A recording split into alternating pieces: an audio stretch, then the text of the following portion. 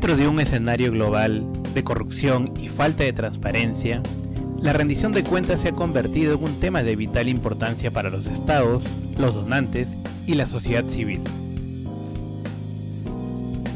Pero, ¿qué es la rendición de cuentas en materia de cooperación internacional? La rendición de cuentas es una estrategia que busca mejorar la eficacia de la ayuda, posibilitar la participación y la transparencia respecto a los procesos de toma de decisiones y la evaluación y el aprendizaje colectivo respecto a los logros e impactos de nuestras acciones de cooperación. La rendición de cuentas puede ser cuantitativa y cualitativa a la vez. El debate se sitúa ahora en la construcción de una metodología que incorpore ambos elementos en todas las regiones.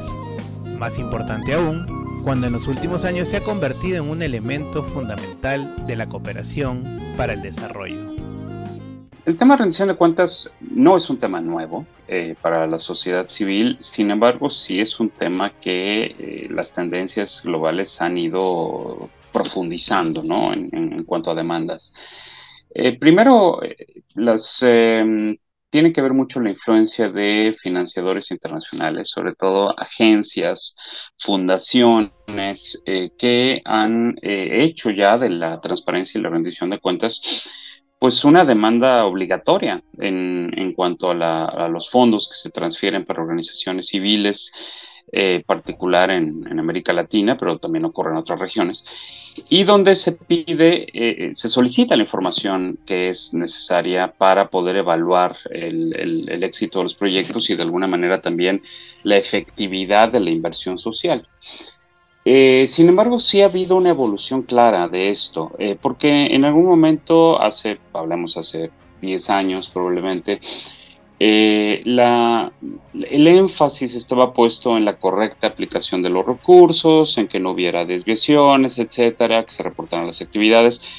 Pero en épocas más recientes se ha hecho mucho más énfasis en aspectos como la medición de impacto, el hecho que verdaderamente exista un reporte con énfasis en los resultados que da la inversión y no solamente a las actividades.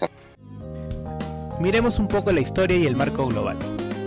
La rendición de cuentas fue impulsada por primera vez por el Comité de Ayuda al Desarrollo de la Organización para la Cooperación y el Desarrollo Económico en 1961, promoviendo un complejo sistema de seguimiento de políticas y un mecanismo de coordinación y autorregulación. El Comité de Ayuda al Desarrollo se convirtió en el principal foro de donantes en el que se desarrollaron gran parte de los debates sobre la coordinación de políticas y la armonización de legislaciones y procedimientos para mejorar la calidad de la ayuda, donde estaban prácticamente ausentes los países receptores. En el año 2000 se aprobó la Declaración del Milenio por parte de 189 países bajo el auspicio de las Naciones Unidas, que significó el compromiso de incrementar el esfuerzo mundial para reducir la pobreza y una mayor coordinación de las diversas iniciativas que conllevaron luego a la creación del Foro sobre la Cooperación para el Desarrollo del Consejo Económico y Social de las Naciones Unidas. La rendición de cuentas en el ámbito de la cooperación hoy día tiene una alta prioridad, ¿no? Para las fuentes, para los organismos multilaterales y también para los propios países. Esto ha ido de cuentas en el ámbito de la cooperación hoy día tiene una alta prioridad, ¿no? Para las fuentes, para los organismos multilaterales y también para los propios países. Esto ha ido creciendo en las últimas décadas, ha tenido un peso importante en su desarrollo, el sistema de Naciones Unidas, también la del Consejo Europeo, y las propias fuentes, las redes de organizaciones, ¿no? Que cooperan con los países, llamémosle del sur, ¿no? En diferentes áreas, ¿no? Finalmente, una referencia obligada para la rendición de cuentas dentro de la Unión Europea son las directrices comunes que tratan de fortalecer una agenda de desarrollo europea. En este se propone incorporar de forma efectiva los principios de coordinación, complementariedad y coherencia de políticas en el ámbito de la cooperación. Tras el primer foro de alto nivel de Roma en el año 2003, prosiguió la Declaración de París sobre la eficacia de la ayuda en 2005 como resultado de un largo proceso de discusión sobre las condiciones de la ayuda. La Declaración de París incorporó compromisos sobre la necesidad de adaptar las modalidades de gestión de la ayuda a las estrategias de desarrollo, la armonización y racionalización de las actividades de los donantes para evitar duplicidades y la responsabilidad mutua. No podemos dejar de mencionar el tercer foro de alto nivel sobre eficacia de la ayuda, realizado en septiembre de 2008, que aprobó el Plan de Acción de Accra en Ghana. Esto supuso el reconocimiento internacional de carácter político de los principios de eficacia de la ayuda, sus avances para la apropiación democrática y local y la participación de la sociedad civil supusieron un punto de inflexión en la forma de entender la mutua rendición de cuentas.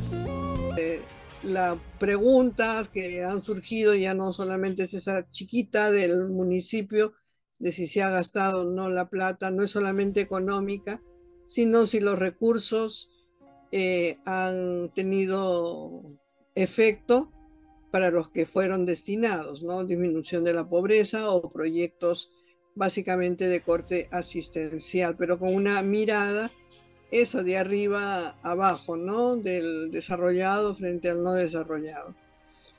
Esto ha ido cambiando con el tiempo. Como hemos observado, la rendición de cuentas fue inicialmente una preocupación de los países ricos hacia los países en vías de desarrollo. Han sido décadas de cooperación y eso ayudó a establecer códigos o principios de ayuda al desarrollo. En una etapa inicial, la ciudadanía resultaba un elemento casi nulo porque lo que se trataba era básicamente de la rendición económica, material, financiera que los gobiernos debían rendir a los países ricos. Ese fue el modelo de rendición inicial, cuando aún no era muy fuerte la presencia de ONGs internacionales que canalizaran estos fondos. De ese periodo hasta ahora podría suponerse que los países donantes pudieron haber formulado metodologías para la rendición de cuentas de sus contrapartes. Sin embargo, esto no ha ocurrido. La cooperación al sector privado de países como el nuestro sigue fragmentada. Muestra una falta de homologación, ante lo cual se generan diferentes criterios. En la actualidad, no hay un marco teórico claro sobre el tema de rendición de cuentas. Hay un marco teórico sobre los fundamentos de la cooperación, pero en cuanto al tema de rendición de cuentas está aún en desarrollo. Y es que la rendición no es un acto unilateral, medible o cuantificable en un solo evento.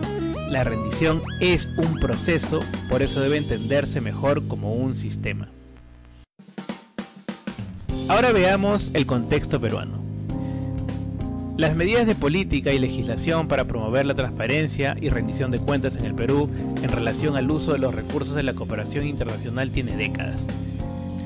Las primeras tienen su inicio con el Decreto Legislativo 719, Ley de Cooperación Internacional, y su reglamento, el Decreto Supremo 015-92 en el año 1992.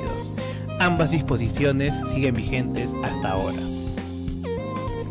Desde entonces, las organizaciones no gubernamentales y las entidades extranjeras de cooperación internacional, o ENIEX, debieron registrarse en los registros de ONG y ENIEX de la Secretaría Ejecutiva de Cooperación Internacional, el SECTI. Se vieron obligadas a renovar cada 2 años la inscripción en dichos registros previa opinión del Ministerio competente, a presentar una declaración anual y a ser supervisadas sobre el uso de los recursos de la cooperación internacional.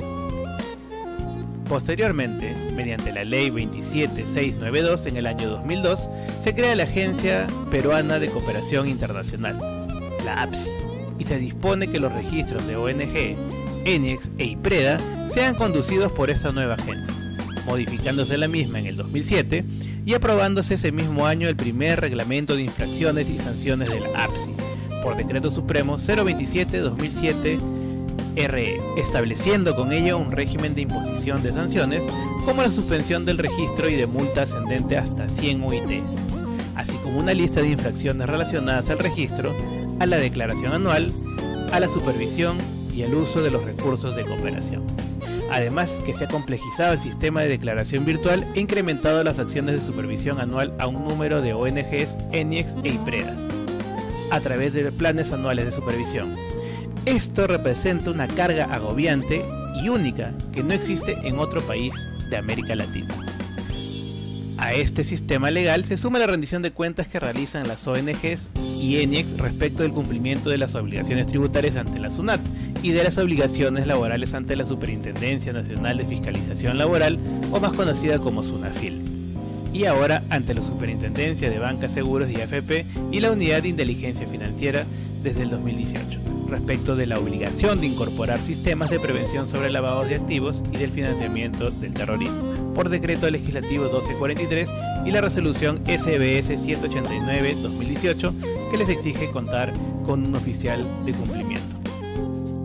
No obstante las obligaciones que se desprenden del marco legal, desde hace más de una década las ONGs han venido impulsando medidas propias de autorregulación para visibilizar la transparencia y rendición de sus acciones, diseminando a través de sus páginas y redes sus balances, estados financieros y memorias, así como sus actividades de acceso público y de forma permanente. De rendir cuentas en materia de los recursos económicos que las instituciones como FOVIDA reciben, ¿no es cierto?, de la cooperación internacional, ¿no es cierto?, sino de qué resultados efectivamente logramos.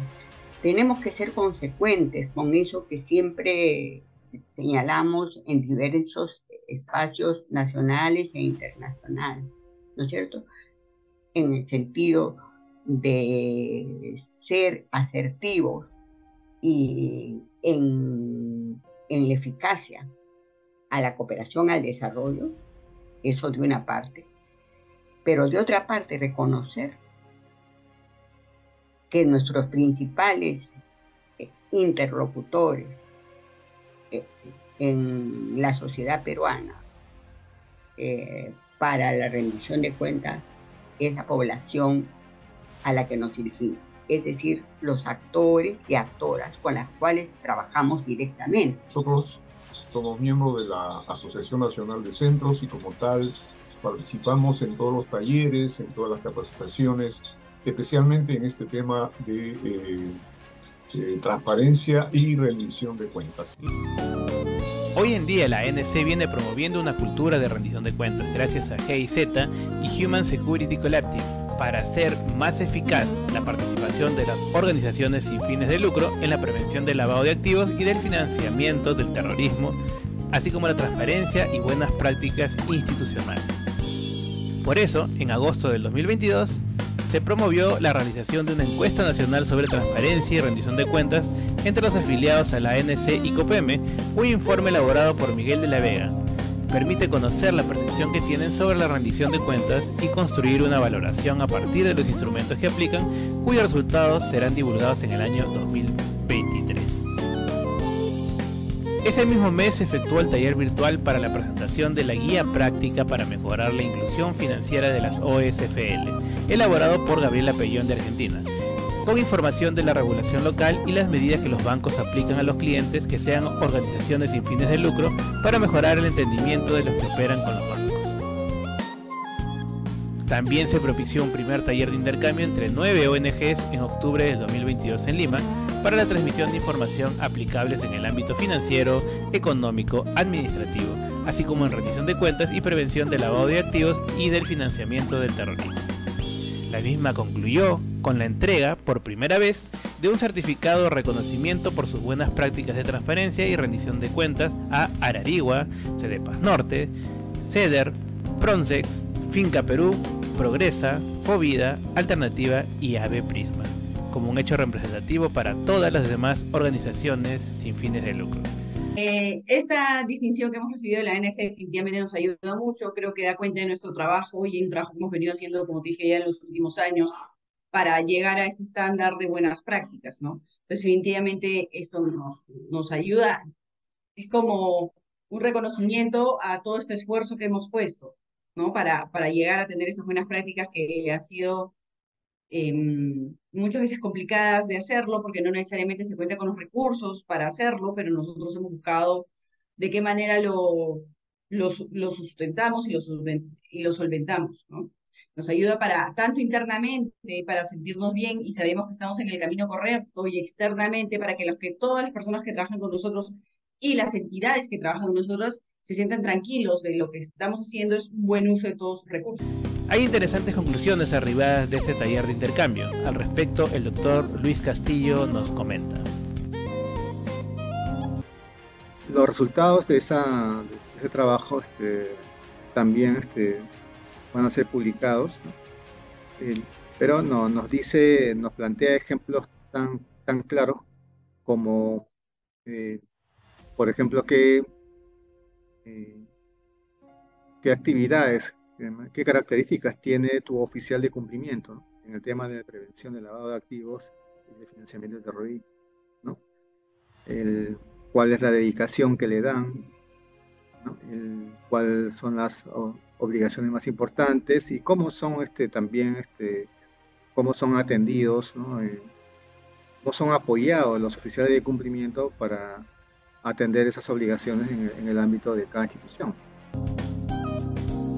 Y como conclusiones, podemos decir que desde la ANC, en el corto y mediano plazo se espera profundizar las acciones de fortalecimiento de las capacidades de las ONGs en materia de rendición de cuentas y prevención del lavado de activos y financiamiento del terrorismo. Priorizar los talleres de intercambio entre las ONGs de Lima y provincias, consolidando su eficiencia y eficacia. Consolidar el sistema de certificación de buenas prácticas de transparencia y rendición de cuentas, desarrollando un aplicativo para la evaluación, calificación y monitoreo de ONGs, registrando el signo distintivo del logo de la certificación anti-Indecopi, celebrando los respectivos convenios con las instituciones públicas y privadas para su implementación. Estos serán los componentes de una línea de acción permanente en el cual la ANC jugará un rol muy importante en los próximos años.